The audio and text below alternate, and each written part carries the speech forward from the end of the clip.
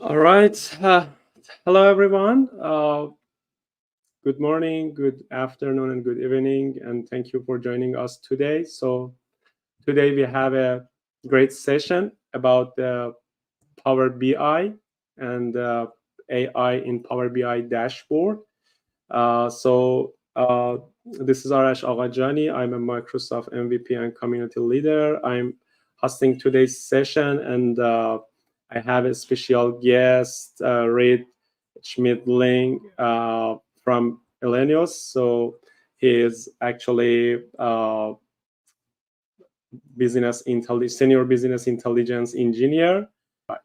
So first of all, I'm going to introduce our platform learner to leader community, and uh, so so the Microsoft Learn community mission and goal is a collection of experiences offering learner with a variety of way to connect and engage with other learners and technical expert to increase expertise on the topic that matter most to learner and achieve career goals. So please bookmark this link aka.ms/learning rooms, so you are able to check this link through the web and search for the Microsoft learning rooms, and you can join uh, uh, different learning room with different topic, like the Power Platform, Microsoft Cloud technology, like the Azure, the uh, BI. Also, it's around all the technical aspect of the Microsoft Cloud technology. So the Microsoft, actually the Power Platform Learner to Leaders is one of the learning rooms. So we have around 2,000 member in our learning room. So you can join us through the aka.ms/join PPLTL and join to our learning room to get more stuff from our learner or contributor there, and something that share their knowledge with everyone. So and this is our code of conduct here. So we empower people worldwide by sharing knowledge and events. So we respect everyone's diversity and dignity and expect the same from you. Please follow these standards and help us create a safe and welcoming space. So before we begin, I'm going to put you some, actually here a few important notes. If you have any question during the presentation, feel free to type them in the chat box. We will have dedicated Q&A around 5 to 10 minutes toward at the end. And this session is being recorded for those who couldn't join us live, and will be available shortly in Power Platform Learner to Leader YouTube channel. So without any delay, so I'm going to hand it over to you, Reid, and start your presentation by introducing yourself. So hello and welcome. Nice to meet you. Yeah, I appreciate. Yeah, it's so great to be with all of you. Like Arash said, and thank you, Arash, for inviting me today. I'm super excited to be with everyone. Kind of highlight some of the a need that we had within my organization and how we've kind of evolved reporting in Power BI by leveraging the Power Platform and Mhm. the AI capabilities inside of it. So I'm really excited to be with you all today. I'll probably go in a little bit more about my background here in a second, but I really wanted to start by highlighting kind of the presentation and the journey we're going to kind of go on today. So I'll kind of do a little bit deeper dive. Going to talk a little bit about the Power Automate button inside of Power BI. A lot of the Mhm. conversations that I've had with people in our data organization, it's kind of an unknown thing, but it's super powerful. The workflows that you can build off, and you also have a Power Apps button if you want to go that route. But that Power Automate button is quite powerful in what you can do with it, with your data inside of your dashboard and how you can interact with your stakeholders. So we're going to go over that a little bit. Just briefly talk a little bit about AI. I'm sure all of you are very familiar with AI, but I just want to cover my bases on some good best practices, some basic governance, so everyone can get up to speed. Going to go through a live demo with you all, kind of walk you through the use case that we did, kind of talk you through how we built it, how it works, do a quick demo of that, and then kind of talk the end about how different paths you can take with this. So you've been equipped with the knowledge, what else can you do with it, and kind of talk through a little bit more about our use case and kind of the direction and why we went with the route that we did. And of course, Q&A at the end. Happy to take and field any questions there at the end, but I appreciate it. Okay. So, a little bit more about me. I am based in Illinois in the United States in the Midwest. I've been here my whole life. I work as a senior business intelligence engineer for a large healthcare company here in the US. Specifically, the area that I work in is user experience. So, if you aren't familiar, there's a platform and tool that's put together by a company called Nexthink, Nexthink, and it's a IT monitoring software that helps monitor user experience. So it monitors device health, application performance, and then in addition to that, it also has surveys that can get sent out to users to get real-time reactions to how they're experiencing their technology. So I work in that area of the organization. So I'm helping tell the story with data to IT leaders to help explain, hey, here's how users in the organization feel about their technology, and then here's the hard metrics that support that. So pretty nifty tool. So dealing with a lot of UX data specifically. I am a new father. I just had a baby boy not too long ago. That's a picture of me and my little family. Uh, Other things I like to do in my free time. I just started barbecuing, so I'm an amateur barbecuer, like ribs and pork and everything. So that's been fun diving into that. And then a big uh, football or soccer fan here in the U.S. My favorite team is Sporting Kansas City, which we're kicking off Leeds Cup this weekend, so excited for that. If you want to find me, you can find me on LinkedIn. I don't post there probably as often as I should. Still kind of adjusting as that new dad. I post a few of my projects to GitHub, and then I have a little portfolio website too that I'm starting to ramp up. So you can check me out there. Awesome. So Power Automate and Power BI. So I'm sure a lot of you are probably a little bit more familiar with the Power Platform side. If you're not, Power Automate is one of those tools. And inside of Power BI is that native Power Automate button, which allows you to directly integrate flows to your Power BI dashboard and make it clickable. So it is a button native to your dashboard. So you add it to your dashboard in your report builder. You can add it, and then you're able to add data directly to that button that gets then ported into your workflow. Now, you don't have to add data. There are some limitations that we'll talk about with the ability of adding data into directly to the button, but you can add data. You can filter that data using filters with the button. A lot of great things. So, like I said, it's clickable right in the dashboard. Once you publish, your users can click it. Um, Now, one thing I will say off the top, to have it clickable in your dashboard and to have the flow ran, the flow needs to sit in your default Power Platform environment. That is one of the restraints currently. So, in my organization, it's called personal productivity. It might just be called default in your organization. If you aren't sure what your default environment is, you could talk to your IT team or your Power Platform Governance Group, but it does need to be in your default environment. That's where the flow needs to be hosted in order for it to run. And like I said, you can add any sort of columns, measures, calculations to your button. Filters can be applied to that. Now, the caveat is with the adding data to your button, you are limited with the amount of data that you can add to the button. So currently, there's a limitation of only being able to add 1,000 rows or 1,000 records to the button. There is a workaround for that, which I'll kind of dive into with my live demo because we actually ran into that issue. We were like, oh, this is great. We had the data, but then when we were trying to run it through the workflow, we're like, there's data missing. What the heck?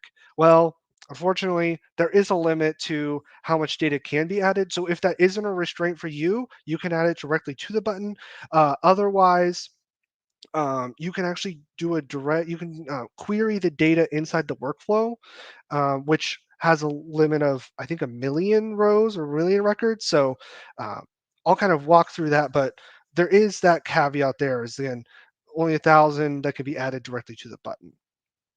Now, to be able to click on the button and have the workflow run, the user must be an owner, co-owner, or added as a run-only user in the flow.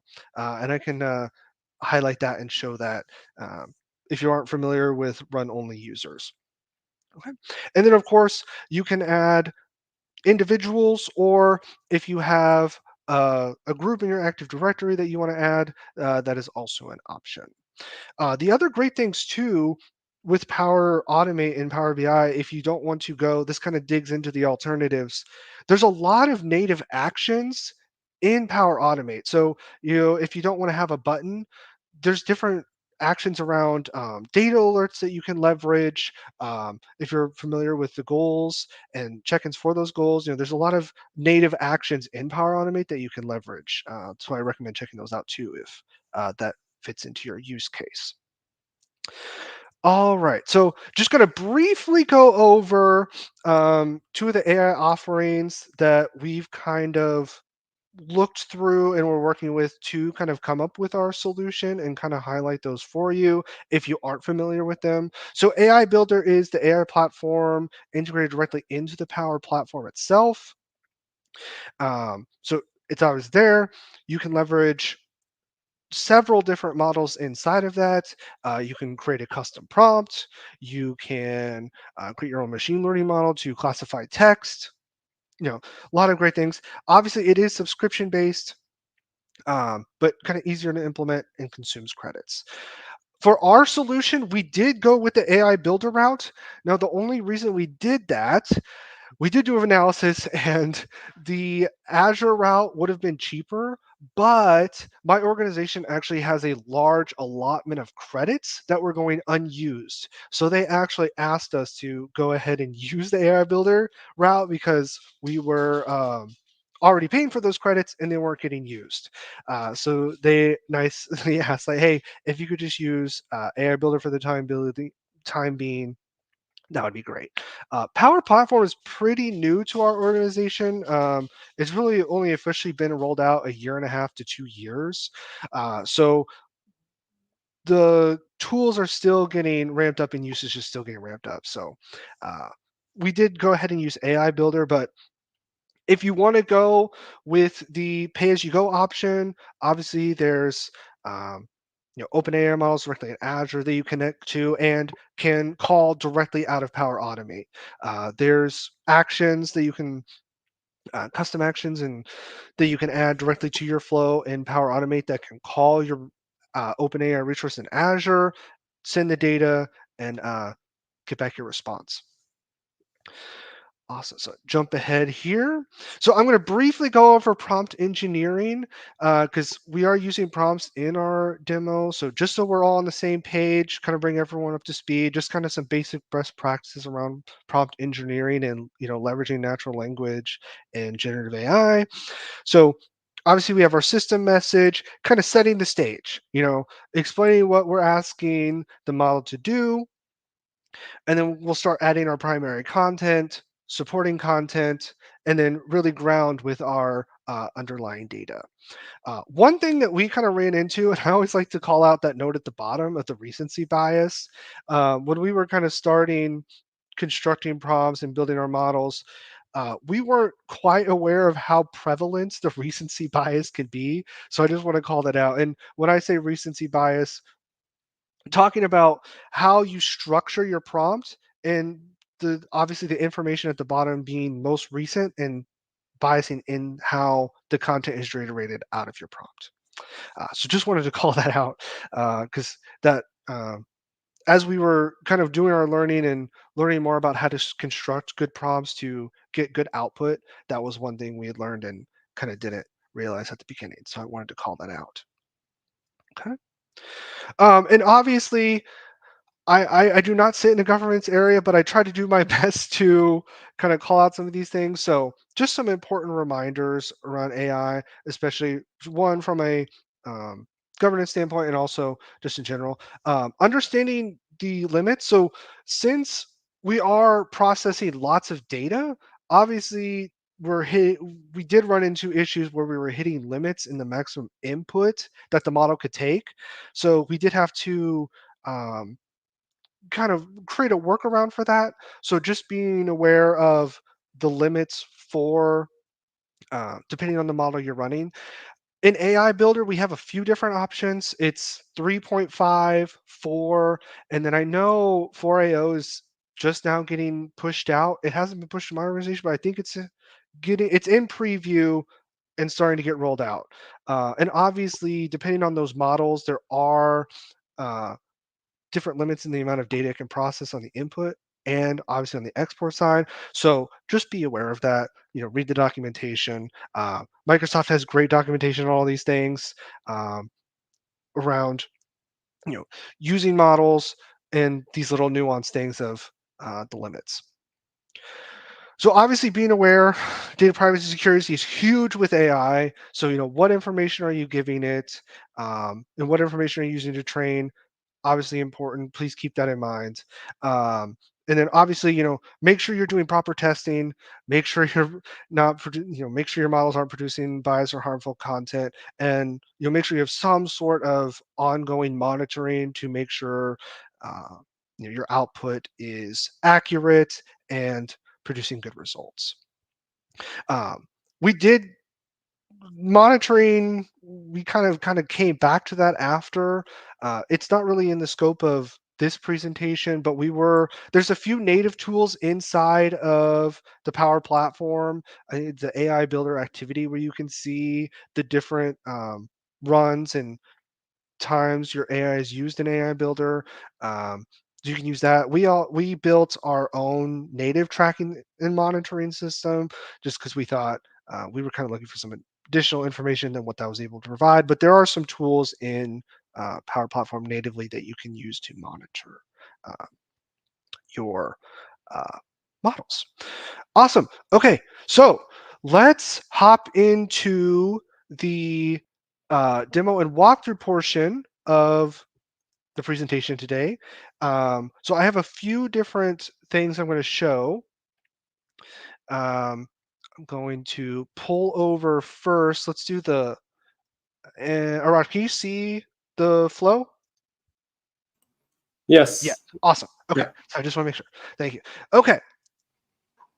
So, like I was saying, I'm going to walk through the workflow here. So in the dashboard, you obviously add the button. Again, this is in our default environment. I because we're processing so much data, I did not. There is no data added to the button.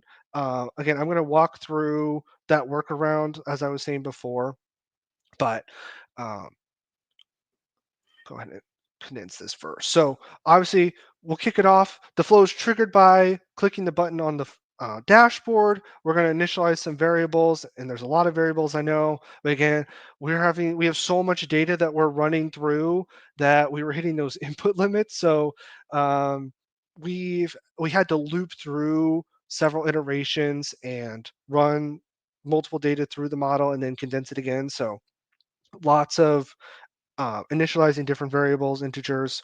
So what you can do, what's great is once the button is clicked, you can actually pull the UPN ID from the user who clicked it and then get their profile. So that's what we're doing here. So we grab their user ID, their UPN. It's picked up from the individual who clicked the button. It's tied to their profile. And then what we did to best interact with how we're doing this is we actually created an adaptive card that we then send to the user to interact with it and then send it back to us to then process the data. Once we get to the demo part, I'll show you how that works exactly. But we essentially created an adaptive card um, that lets users to pick what they want, kind of look at the information that they're looking for specifically, and then get that back. Okay. So this is the workaround. If you are processing lots of data and that you're hitting that 1,000 record limit, what you can do is you can add this action, run a query against the data set. And what you can do is you'll select your workplace, you will select your data set, and then you can write your query to then return the data. And it's super quick. I mean, it takes no more than a couple seconds. This whole process, through our testing and even through the use cases, it takes no more than like 30 to 45 seconds to process this entire thing. And we're talking about um, 50 to 60,000 rows of data, I'd say, that we're running through this. And the whole workflow takes no more than a minute, which is awesome because our users appreciate that. They're not sitting around waiting for things to process. So this is pretty quick. So um, kind of jump back a little bit to then jump ahead. Like I was saying, I deal with a lot of user feedback and a lot of user data. So what we're doing is we're extracting those hard metrics along with the comments that the users submit, and then spit out data on that tool or resource. So that's what we're doing here. That's what we're filtering for. So we're going to the data set, we're extracting the data, and we're looking for the specific data that the stakeholder is asking for. And that's what we're filtering for here. So we're pulling it from the fact keywords table, filtering for that specific tool. Okay. And then we're going to take that data and we're filtering it by different sentiment analysis that was run in the process, and that's just for the text-based side. So we're going to take the text, um, break it out, and then we're going to run it through our models here. So this is the reason for a lot of those variables. So I'm going to walk through this. So um, since we were hitting that limit, we had to loop through several iterations of the data, and that's what we're doing here. So we're doing the loop action. We're um, looping through the messages, summarizing the data, and then we're going to spit it out on the back end. So we'll take a block of data, run it through the model, summarize it, run it through however many times it needs to get through all the data. We'll summarize it one last time, and then we spit it out on the back end in the format that we want back in the adaptive card. So I'll open this here. Now we broke it up and we're doing 100 records at a time. That sounds kind of small, but based on the average length of the comment and just blocks of data that we're dealing with in our workflow, um, and with the predetermined limits that we had, we just kind of settled on hitting 100 at a time. So again, we're just looping through for each one until it processes all the data. We run it through one last time to remove any duplicates, and then we will spit it back out either via chat, or they have the option to um, send the output via an email. Okay, so I know that was a lot. There's a lot of data going through here, kind of a big flow. I'm going to kind of pull up now and show you all how it works in practice and what the output looks like. So we are going to, I'm going to hit the button on my end, and then I do have my uh, uh, workflows. So the way we just, and what worked well for us. Um, so in the chat, again, since we're able to grab the UPN of the user to grab their profile, we're able to then um, send it back in a message to the user. There's a few different options you have as who you can post it as. We decided to just go ahead and do the flow bot. That was what worked for us, what our users were happy with. You can obviously make it look like it's coming from you as an individual. I know there's the option of doing Power Virtual Agents as well, Copilot. Um, totally, you know, you have a lot of freedom to run with on, um, you know, how you prefer to deliver the content to your users. So I'm going to go ahead. I'll swing this over. This is my workflow chat, and this was a one of the tests I was running earlier. So again, once it's clicked, it just takes a few seconds to populate a message, and I'll kind of show you what that looks like. So this one's specifically looking at again, we're processing user data from our Nextink monitoring tool, and we're going to dump it out here. So this is kind of that welcome message. Again, it's just an adaptive card we built. It allows them to select what topic or what tool they want to kind of get additional data on. So I'm going to just say, since we're in Teams, we'll go ahead and say Microsoft Teams, and then we give them the option to select um, do you prefer to receive it um, in Microsoft Teams natively, or would you rather get it in an email? Kind of have that freedom. I'm going to go ahead and say Microsoft Teams chat because that's just uh, easiest. Awesome. So we send that back. It's running in the background, and I can pull up the run so we can look at that specifically. But within just a few seconds, I'm already getting my output um, from the workflow.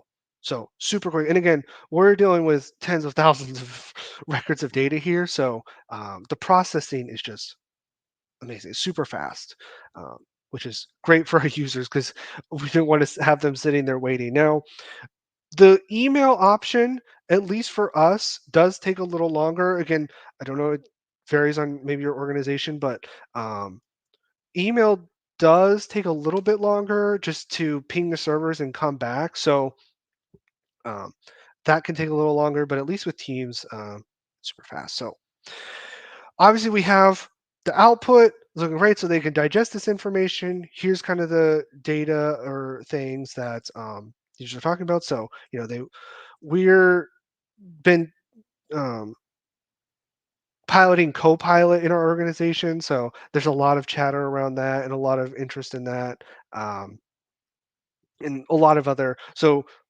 they can take this information, they got it on Teams, and they got the data right in front of them delivered to them without us having to, meaning us, myself, going out, okay, seeing what the data is all about, crafting that message and sending it. It just gets delivered right to them. So I'll go ahead. Uh, I'm going to pull up that run. So you just take a look at that, see how it works. The total runtime, including the response time from the adaptive card, is a minute 10. So you do have the ability. One thing that we deal with a lot of IT execs, so we were kind of thinking through, okay, what if someone requests it and then there's the timeout feature? You can adjust that in the settings of the adaptive card when you wish to have it timed out, and then we just have it send a message to the user, hey, your request timed out.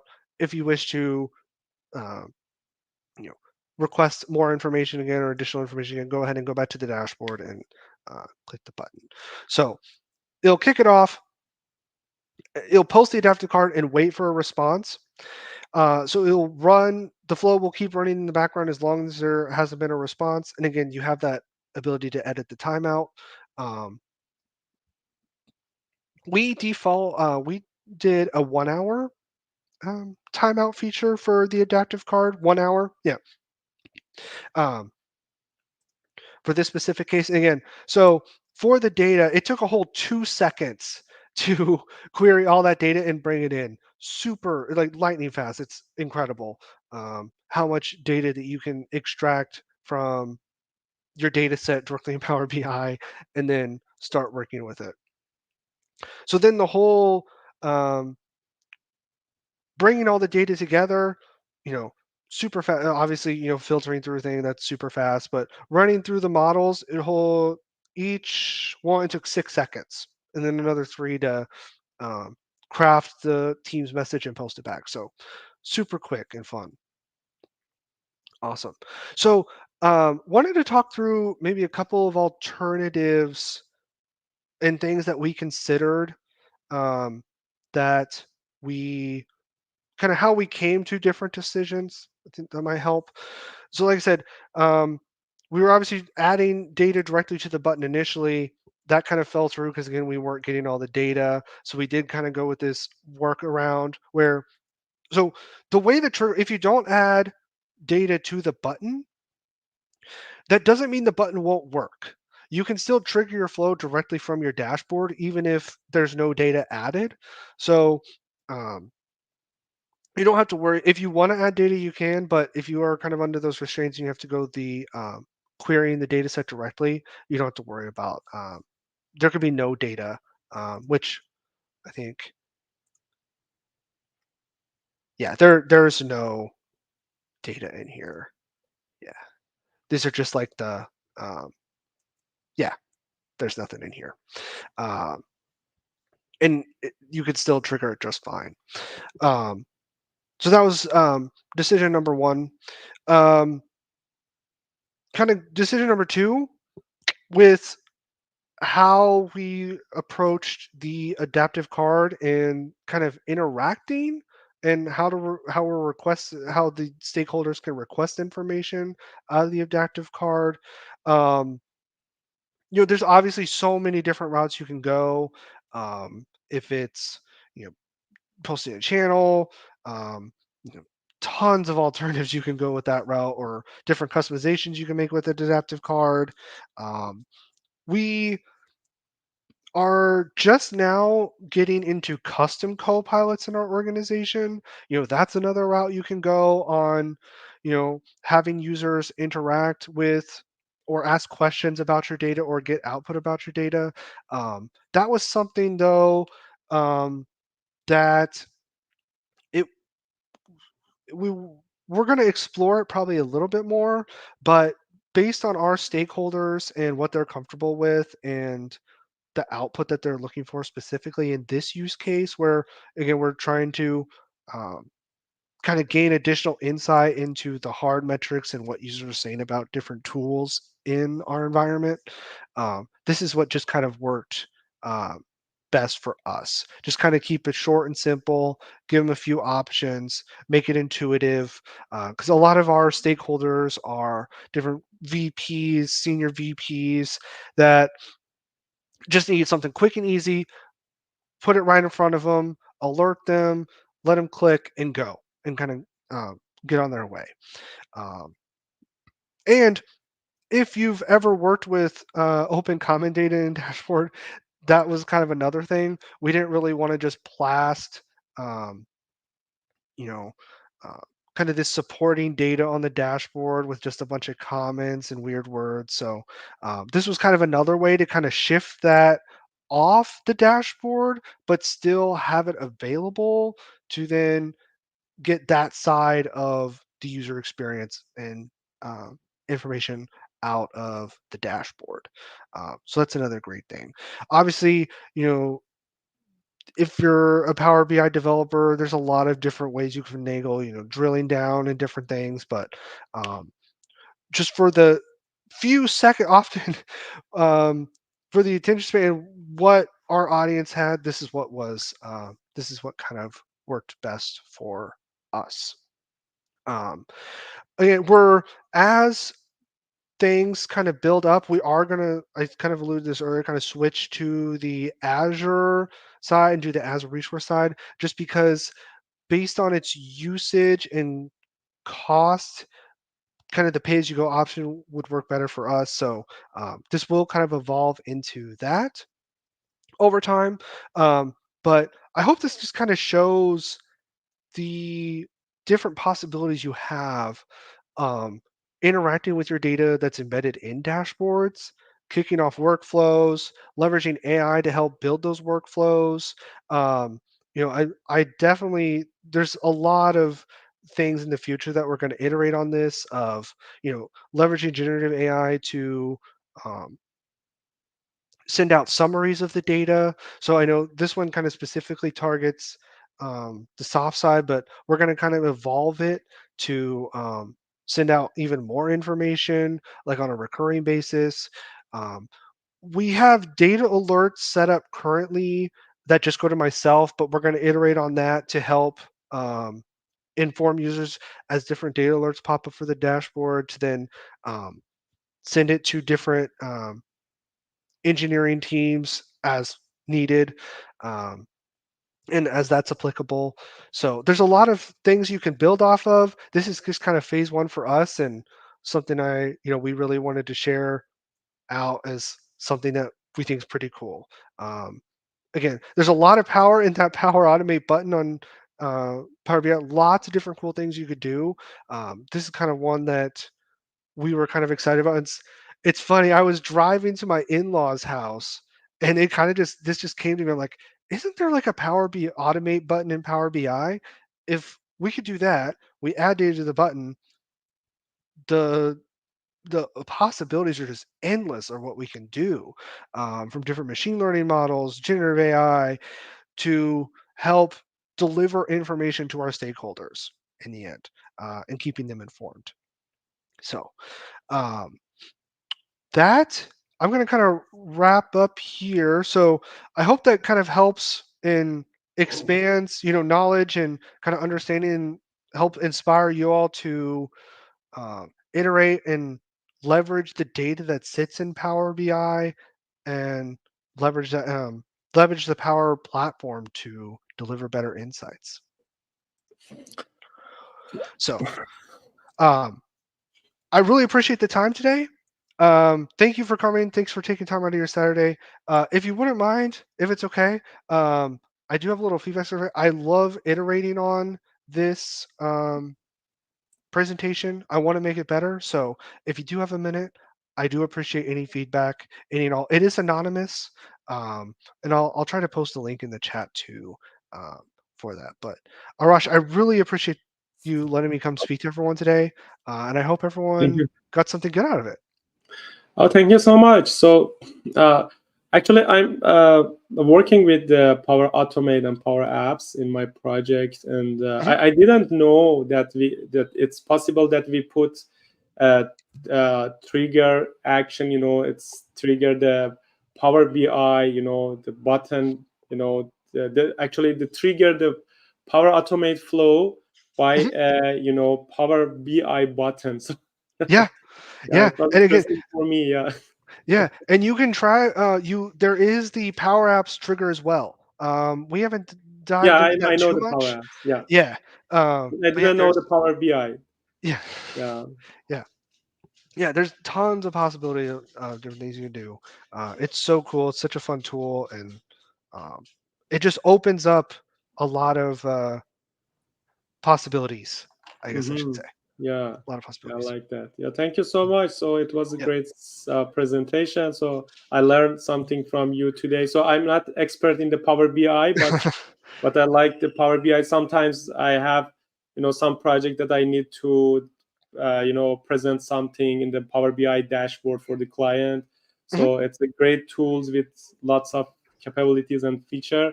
But yeah, so yeah, it was interesting things that I learned Yeah, today. yeah, and at least in our organization, the data expert kind of sit in a different part of the organization. So I think Mm-hmm. some people often forget that power, or at least in my organization. Sorry, so I'm speaking for my.